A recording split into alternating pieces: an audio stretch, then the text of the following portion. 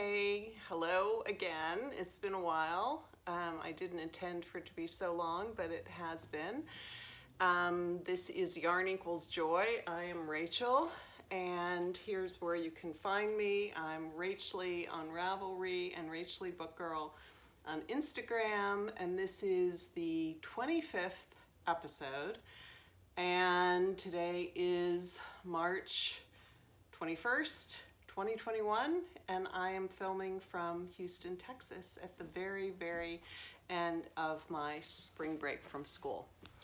So I thought I would get it done earlier this week, and I had a long list of to-do things. I really just stayed put and tried to get life organized. We've got a lot of big things coming up, and thankfully I have been vaccinated, so I'm planning some trips to go see my kids, none of whom live here. And so that is a very hopeful sign that we're going to be able to, spend time together. And speaking of kids, this is a great segue into my first and only FO for this episode. So as I mentioned in the last podcast, my plan was to make a wedding shawl for my soon-to-be daughter-in-law. The wedding is this summer. And it was a no strings attached gift. So I asked her if she wanted it, and I gave her a few choices of patterns and asked her, what color she was thinking of. But she hasn't found a dress yet, and I don't expect that this will necessarily be something she will wear. But I just wanted to make it, and I wanted her to have it if she needed it, if it got chilly at night. I think it turned out really well. I'm really proud of it. I had a few dicey moments in there where I thought I was off from the pattern and I had ruined everything, and I'm not great at fixing things, and I'm not great at ripping things out and starting over. So I do a lot of, I hope this is gonna work, which is not the smartest technique. I would not recommend it. But this is the shawl. It's the Fen Sprite shawl by the very talented Helen Stewart of Curious Handmade. As you can see, it's in a light, sort of creamy off-white beige color. It has this gorgeous scallopy edging. It blocked out really well, and then I put my little tag, which I think you can see in the center, but it blends, so I don't think it stands out, which I did not want it to stand out. But I'm really happy with the way this came out, and I'm trying to keep it sort of spread out on a bed until I fold it with tissue paper to bring up to New York and give it to her. So I really do think that gift knitting has to be about the giving and not about how the gift is received. Although having said that, I too stalk new parents on Instagram whom I've sent a blanket to see if they're using the blanket and get a glimpse of it in action. So I know it's a natural inclination, but I'm really trying with this to say that she'll use it at some point, or she'll pass it on, or a granddaughter of mine will use it for dress up someday, or it will find its place. But it was knit for her for this occasion, and I give it in that spirit. So anyway, that's the story about the wedding shawl, and that is, as I said, my only FO. So welcome back for those of you who have been watching. We have a very small group here, which is fine. I don't have a high profile. I have a big real job. This is just a little fun extra thing to keep me sort of attached to this knitting community that I really love. And if you're new, welcome, all are welcome. But as I've mentioned, or as you've seen in the past in previous episodes, I am obsessed with this baby blanket that I've been making that is round and scrappy and can look so different based on the yarn you use and the placement of that yarn. And it's a super relaxing pattern, and I'll go over briefly kind of the serendipitous accident that turned into a design feature. So this is the belly button baby blanket number 3. As you can see, it has this weird little thing that you can stick a finger in, sticking up. And then it has all these marled colors from Fuse Fiber Studio. I don't know if she's still dyeing, but I had a fade pack for the original Find Your Fade, I think, that I never made. And when I looked at it, it just looked so perfect for a baby blanket. So I got some sort of Valley yarns, just a plain cream color. This is the color that I'm working on now, which is this green turquoisey color. And then I just held one strand of the off-white and one strand of the colors, and I've been going around and around. It's a basic pinwheel shape, so it can be blocked out to a giant circle or hexagon, octagon, I guess. It's super squishy because it has, the 2 strands held together. So the story behind the belly button part of the belly button baby blanket was that I am horrible with DPNs, and I could not get the DPNs figured out on the first one. And when I did, there was this little nub sticking up. And right around that same time, one of my sons had a big birthday, and we were doing videos for him, and I had the crazy idea that I would go into the box upstairs and pull out his old teddy bear. And the teddy bear, named Teddy, appropriately, had a tail that Josh would like suck on his thumb and then twiddle the tail. And I thought, gosh, babies love to hold on to things, and how cool would it be to have this big baby blanket that had this tail, this belly button thing that you could grasp and hold on to and twiddle. And so I decided that my error with working with DPNs would turn into a design feature. And this is my 3rd of the blankets. 1 has been given away. 1, I think the baby is due next month, and that will go out. And this is the 3rd, and there are a couple people who are expecting in our world who I could gift this to. I just haven't figured that out yet. So that is WIP number 1. WIP number 2, as many of you are involved in the Caddy Jacks Pearl Soho half wrap triangle cal. This is mine. Not my usual colors.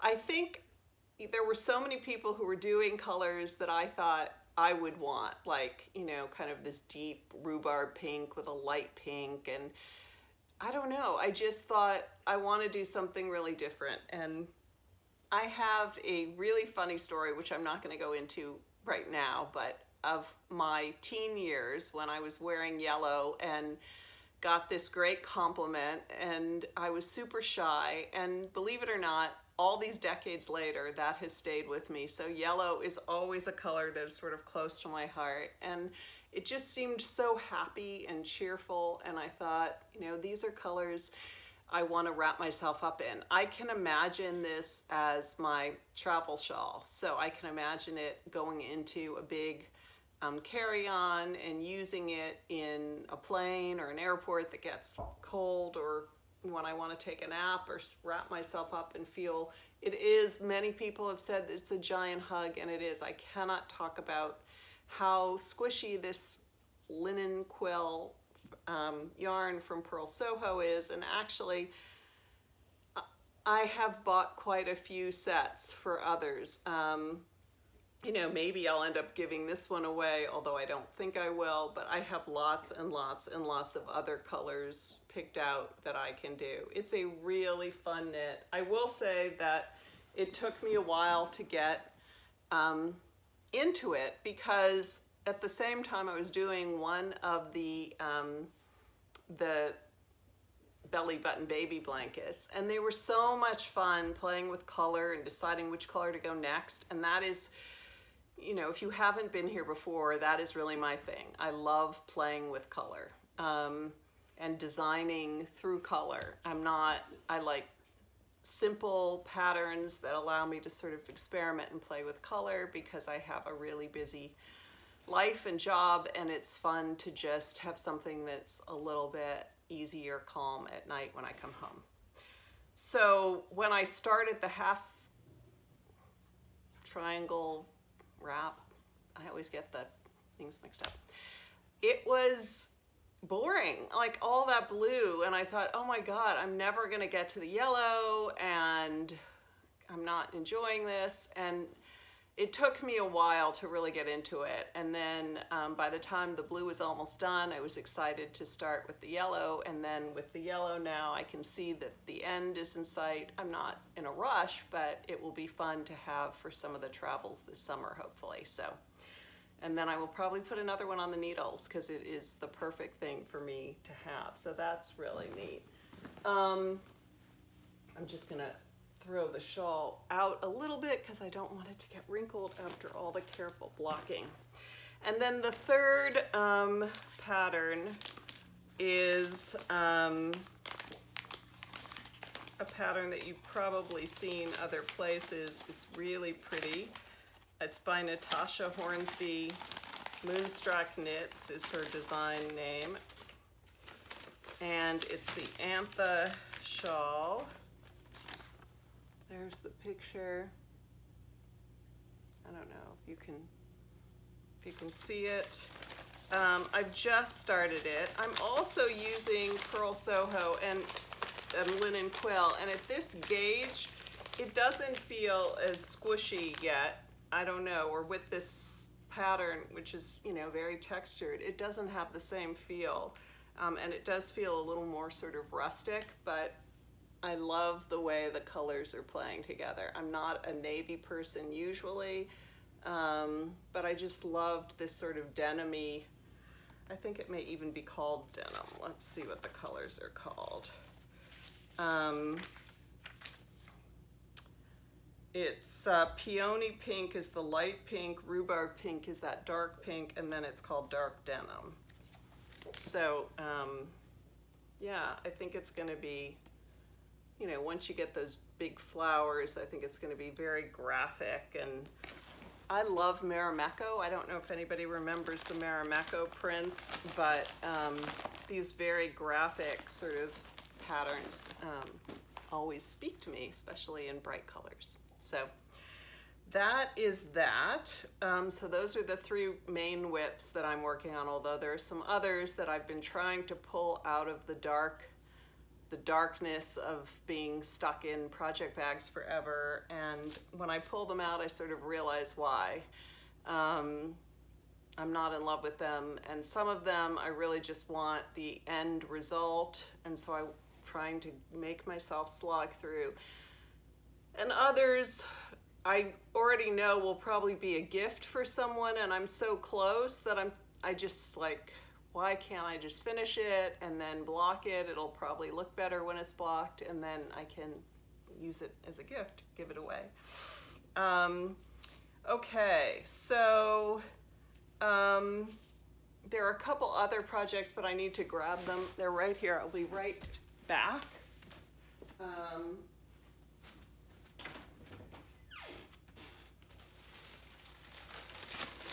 Sorry.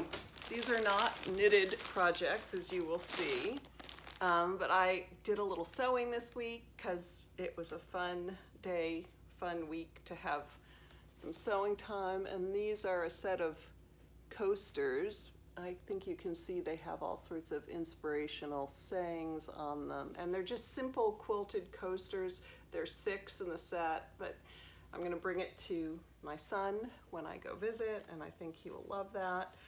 And then I have been obsessively making these burp pads with just gorgeous fabrics that I have collected. This is a more boyish one. and it's just super fun. I can get them done and pack them up, and the intent was eventually to sell them, and maybe this summer I'll get organized and list those on my Etsy shop, but haven't really done anything with that.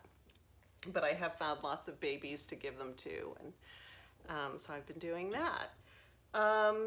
One stash acquisition, there are others. Well, actually there's two. This was Joji Locatelli's gorgeous bags. I couldn't resist. This was, I think it was a second, I can't even remember. This is the extra large Pampa bucket bag. And I have,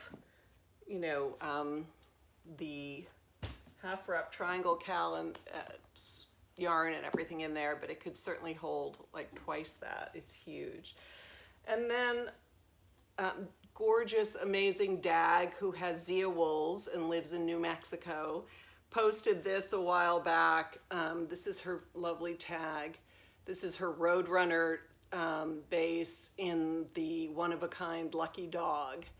And it was just such a gorgeous red, and I'm not usually a red person, but I just thought this would be the perfect pop to add to something else. And then she sent this gorgeous little mini to go with it, which I will love. And of course it's gorgeous yellow with speckles. So that is super fun. And then I just have a few little recommendations in terms of other kinds of joy. So there are audiobooks. I just discovered Lucy Foley. Some of you may already know her. They're kind of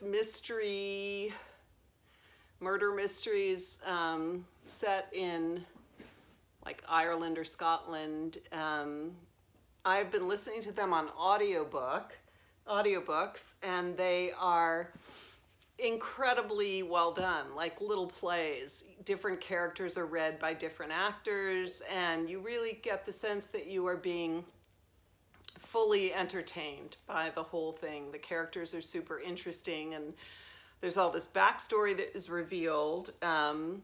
When Texas had our crisis about a month ago, which I'm sure you heard about since it was all over the news, and we lost power, and our homes are not built for cold. I think it was 30 degrees.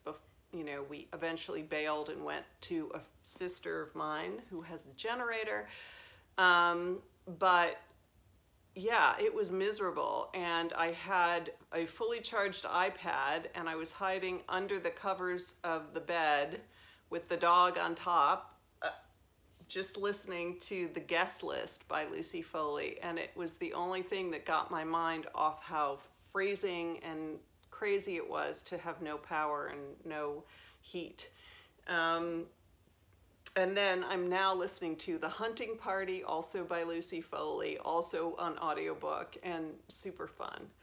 And then for anybody who hasn't discovered this, I am a big fan of all things British and United Kingdom, and I have subscribed to Acorn, which is one of the British streaming services, and there is an older show called Foyle's War with Michael Kitchen, this brilliant actor, and it has been so interesting. I mean, the premise is that he's a little detective in a coastal town during World War II, and a lot of the issues that come up are related to the war, but I felt like it was so well researched, and there were so many things that I had not really known about. And it did put in perspective the pandemic for me as well, because there was so much tribulation and sacrifice that was associated with the war. Rationing coupons, inability to get food, obviously sons and husbands away, women filling in work that they had not normally had to do or knew how to do, and bombings, air raids and blackouts, and I thought, yes, this year has been shit, and it's not been fun, and it's been stressful and filled with other kinds of pain, the loss of my dad most importantly. But compared to other generations and things that they have sacrificed, I have to put in perspective, and I do feel lucky to be vaccinated and to be in a country that is vaccinating people finally in a fairly efficient way, and hopefully we'll get on the other side of this horrible thing. Okay, so one other Netflix recommendation, Nomadland. It's not cheery or upbeat, but it is interesting and beautifully done and well acted and just interesting. So if you like things that are a bit different and you might learn something about people who might not be like you, it's a good one. Okay, that is it, and I hope you have a wonderful rest of your Sunday. I'm going to try to upload this now. Thank you so much for those of you who comment. I really love hearing that you've watched and seen, and even though it's a really small little group, I am very grateful for you. Excuse me. So thank you. Keep knitting, keep finding joy, and I will see you on the other side next time. Bye.